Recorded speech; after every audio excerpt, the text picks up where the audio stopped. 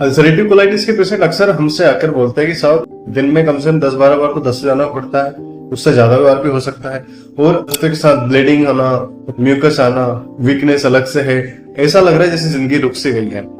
और कई बार क्या होता है कि जो मरीज होता है उसी के ऊपर फैमिली की जिम्मेदारी होती है, वो घर में कमाने वाला अकेला रहता है और बच्चों की रिस्पॉन्सिबिलिटीज, पूरी फैमिली की रिस्पॉन्सिबिलिटीज, ऐसे में उनको फाइनेंशियली भी बहुत ज्यादा लॉस हो चुका होता है। इस बीमारी के इलाज में वो कई पैसा खर्चा कर चुके होते हैं और ना ही उनकी कोई आमदनी बची होती, क्योंकि वो घर पे बैठे रहते हैं। स्थिति ऐसी रहती है कि वो काम ही नहीं कर पाते, बहुत बुरी स्थिति में हमारे पास आते हैं। इन चीजों के चलते वो डिप्रेस्ड हो जाते हैं, डिप्रेशन में चले जाते हैं, स्ट्रेस रहता है बहुत ज्यादा। कई मरीज तो सुसाइड तक करने की सोच लेते हैं।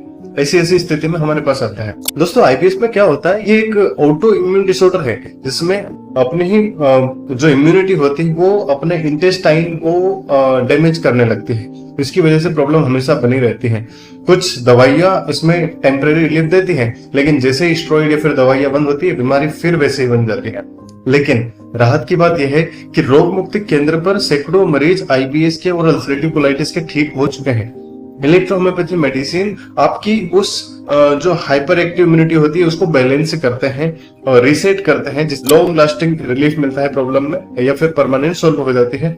कई मरीज है जो पूरी तरीके से अभी ठीक है इलेक्ट्रोहोम्योपैथी ट्रीटमेंट लेने के बाद में। तो अगर आप परेशान हैं लंबे टाइम से और आप परमानेंट सॉल्यूशन चाहते हैं तो रोग मुक्त केंद्र पर आकर इलेक्ट्रोहोम्योपैथी ट्रीटमेंट लीजिए, निश्चित आपको भी लाभ। Thank you.